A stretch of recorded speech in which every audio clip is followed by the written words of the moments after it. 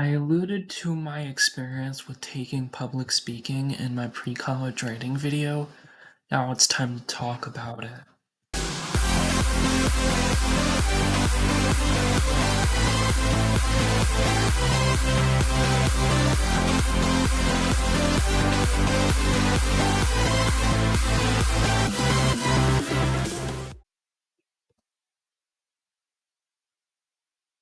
My public speaking room was located in a corner of the building, almost invisible unless you really look for it.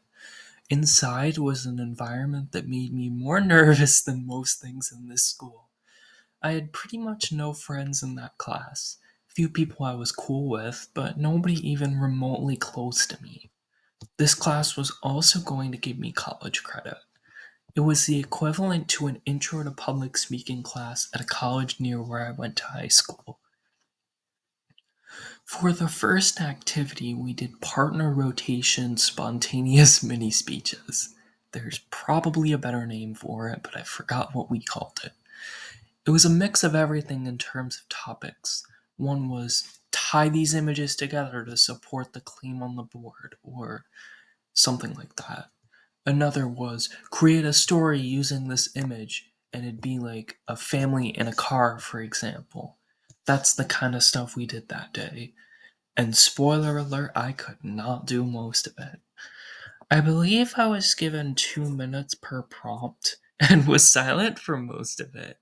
From my perspective, an introvert just looking to strengthen my public speaking skills, this was all new to me.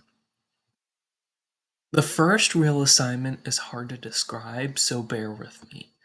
We are supposed to do a series of 3 impromptu or on the spot speeches. The first two we'd be able to pick our topic. The third we'd only know right before we started. This was overwhelming for someone who could come up with quality things from my head but needed a lot of time to do it normally. So theoretically, the first two weren't impromptu since we knew the topic and could write and memorize the speech before presenting it. The first speech wouldn't be graded, while the next two would. Therefore, it was advised that we pick our strongest topic second, as that's the only one that matters for our grade. The prompts were very philosophical, such as a treat the world needs more of. None of them were easy, to say the least.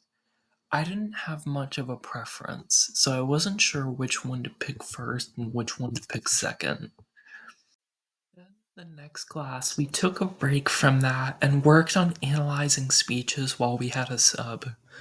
I unfortunately don't have access to the Google Classroom as it wasn't archived, but I do have access to the Analyzing Speeches document, so I can go back and look at my previous responses from February.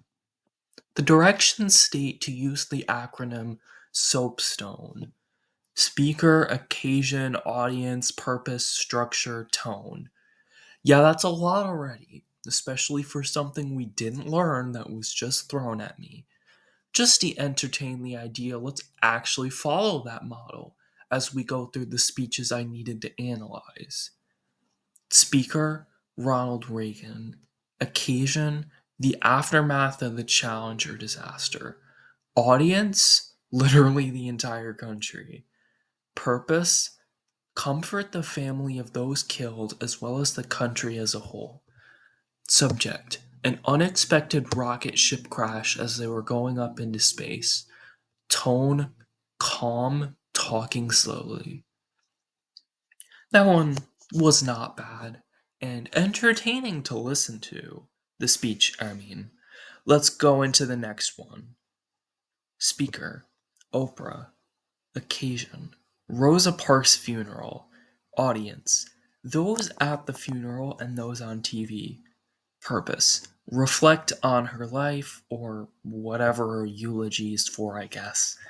Subject: the courage that Rosa had and how such a small act was so brave. Tone: strong and empowering. Last one. Speaker: Shaquille O'Neal. Occasion: Kobe Bryant's unexpected death. Audience: people in general, but mainly basketball fans. Purpose: uniting basketball lovers to help them get through this. Subject: Kobe's legacy. Tone: pretty monotone, but that's just how Shaq has always been. Alright, so we got the descriptions of the speeches. You're more than welcome to watch them. I will link them in the description. In fact, I recommend clicking off and listening to at least a little bit of each. This next section will describe what I was supposed to look for in these speeches, so I purposely want you to go in without anything to look at, just to mimic my experience. Now, the next part of the assignment deals with visual aspects of the speeches: eye contact, variation in voice, and hand gestures. Now, I am very bad at looking for this. I can do it if I am told to. Luckily, I was here, but it was marketed as something I should subconsciously be looking for, as later discussed in the next class. So I was more worried about that. Let's break down my responses, and feel free to submit your own observations of these speeches in the comments, since mine are far from perfect. And yes, I'm paraphrasing and paring down everything to save time. Ronald Reagan. Consistent eye contact, presentation volume, and I couldn't see his hands due to the camera angles. I thought I was going to lose points for that. Oprah. Glances down occasionally, talks slowly but loudly, with a little hand gestures here and there. Shaq. Basically never looks up, monotone, basically no hand gestures. Now, I don't feel I did horribly, but only because I was told to look for this. I got an 85, but it would have been lower if not for my school's crazy curve. I doubt I would have noticed Oprah's hand gestures if I wasn't looking for them. And Shaq was probably given little time to write the speech due to the timing of Kobe's death. We later talked about our observations as a class in the terms of those speeches. We spent a lot of time talking about Shaq, so I'll mostly focus on that. I don't know if this was her intent, but what I took away was, oh, we're supposed to think this speech is bad because of the minimal eye contact and hand gestures and body language and other stuff I don't naturally look at. Now, what's the harm in thinking something like that is good? If anything, I'd just be judging him more, and that's not a good thing. Plus, not everyone talks with their hands, so that doesn't seem like a good metric to use. Those with public speaking experience, is this an example of what not to do in a speech? Or is it not that bad? I got caught up in this one assignment and I forgot to mention, and I forgot there's something more important I need to talk about: my experience with my own speech I had to write. Despite this being marketed as on the spot, the only spontaneous thing was the order. I want to say I went towards the middle. The speeches were all very good, even though some were a little short. So I got called, and unfortunately, I forgot the prep process, so I can't remember how prepared I was. I stood up and went to the front of the room. I looked around at my classmates, and what I saw was a group of people I wasn't comfortable around. I didn't want them to judge me. I started overthinking, thinking about how to start.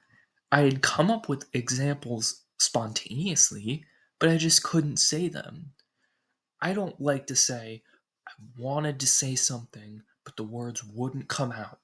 I see that in books. What's more accurate is, I had a mental barrier I couldn't break through that prevented me from starting the speech. And before I knew it, I was just frozen while everyone was waiting for me to start. My teacher was really nice about all this, though I could tell she didn't have much experience with someone freezing up. She did look young, in fairness. One of the suggestions she told me was to just pretend I was talking to her. My mind was being a little too literal, and I didn't know how to do it. You can tell I didn't have much of an imagination as a kid. No imaginary friends or made up backstories for my toys. Then my teacher said, "Just look at me the whole time." I said, "I'm gonna lose points." One of the requirements was to scan the room and try to look at everyone at least once. I knew about the forehead trick, but figured people didn't want to be looked at regardless. After all, I certainly didn't. Which is why I felt nervous even during other people's speeches. So my teacher was like, "At least you get this speech done by just looking at me." So I was faced with a dilemma. Well, in retrospect, not really, since this speech wasn't graded. But I forgot about that while standing up there. So in my mind, it was either start from scratch and try my best to meet all the requirements, or take the easier way, knowing I'd lose points. My parents always taught me not to take the easy way out. I'm not blaming them. It's not their fault that they thought this method was the best one to make decisions. In fact, most situations it is. I'm just showing what I defaulted to. I tried to do the first option and kept freezing up. Due to time reasons, she asked if I wanted to go later. I said, "Yeah, I can go later." Abandoning the spontaneity completely. Sounds like more evidence that she's never had to deal with this before. In the end, I never did go up again. I was just too scared. This example is one of the main reasons why I believe grading needs to not be everything in school. I know this speech wasn't graded, but I can't guarantee that I wouldn't have done this for the graded speeches. Because of this belief, albeit false one at the time, that taking my teacher's suggestion would lead to a lower grade, I didn't take it. I listened through everyone else's speeches, writing notes about the speeches as part of the requirements, and glancing over at the ones people wrote for my speech. Now, I'm not mad at these people for writing what they wrote, since nobody could have predicted this and nobody knew if they were supposed to write something for me. That's understandable, and to this day I feel bad that I was the sole cause of that confusion. However, the words hurt. They weren't mean, but notes like "don't be so nervous" and "we won't judge you" were the ones that stood out. In my mind, I didn't feel like this was true. I had been bullied for so many years that I stopped trusting the people in my school, even if they never bullied me directly, even if those comments were indeed genuine. Perhaps that's close minded of me, but I hope you understand where I'm coming from. After class ended, my teacher pulled me aside and said, "I think you should drop this class." I wasn't mad or offended. I agreed with her. I didn't think I had what it takes, like my brain was wired the wrong way. I didn't know that I needed prior public speaking skills in an intro to public speaking class. I thought they'd be taught to me as I went along. Then my teacher could see my growth. After all, that's why the Most Improved Player award exists in professional sports. This is the kind of story I could use a second opinion on, just to make sense of it all.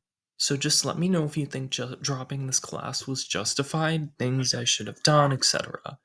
Thank you.